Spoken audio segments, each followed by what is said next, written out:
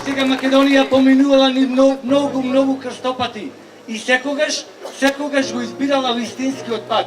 Вистинскиот пат и секогаш бил исчекорот направил на права страна. Министерот Димитров, заедно со премиерот Заев, филигрански ја одиграа работата да се склучи овој договор, овој преспански договор кој што нуди иднина за нас. А сакам да кажам само, добивме народ, македонски јазик и македонски идентитет. Наш македонски идентитет. Во исто време ги имаме историјата, културата и историското наследство, што во иднина ќе го имаме сите заедно. Одговорноста е наша од сите нас. Секој треба да понесе одговорност, секој да го земи својот дел, да застани на вистинскиот пат. Сега сме пред последниот исчек кој што треба да го направиме. А сум убеден во сите нас. Не постои ниту една нерешена ситуација. Не постои ниту една дилема зошто договорот не би донел на државата многу повеќе од тоа што ќе остане нејасно со него. Велат ти се посветуваат само на неколку значајни прашања. Идентитетот, името, јазикот. Тие си се доволно обезбедени.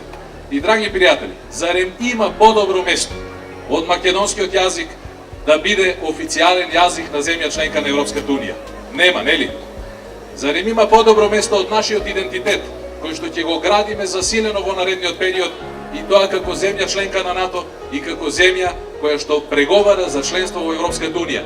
И нашата генерација, можеби не оваа влада, но некоја наредна, сигурно ќе потпише договор за пристапување на Република Македонија во Европската унија. Светот виде дека една држава во срцето на Балканот, Македонија, решила да си ја земе судбината во своите раце и да си ги реши своите проблеми.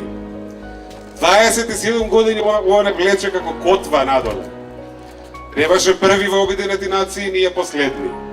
Требаше први во Општа и Совет на Европа, ние последни. Мачи се за меѓународно признавање. Расправај се на секој состанок.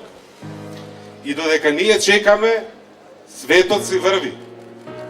Балканот се движи, Европа се движи. Патот беше поширок и порамен, сега е потесен и пострмен.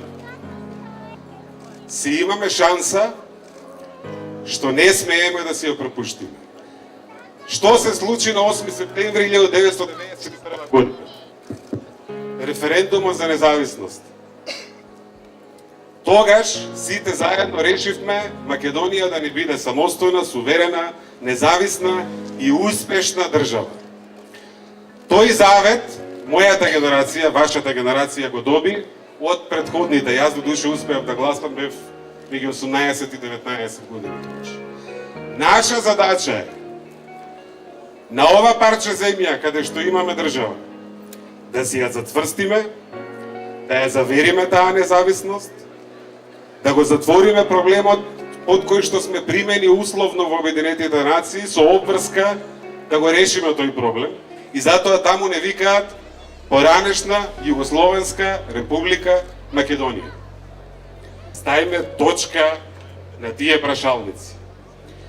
Македонското прашање секогаш го решавале други без да бидеме ние на масата. Овој пат ние бевме на масата. И тоа што ни беше најважно. Кои сме? Македонци. И македонки, можеби прво македонки, после македонци. Македонски народ што зборува македонски јазик. Тоа го афирмиравме. Не може некој тоа да не го оспорува во Европа во 21. век. Ова е историски момент. Историски момент во кој што Македонија ќе се дели на два периоди. На пред референдумот и на после референдумот.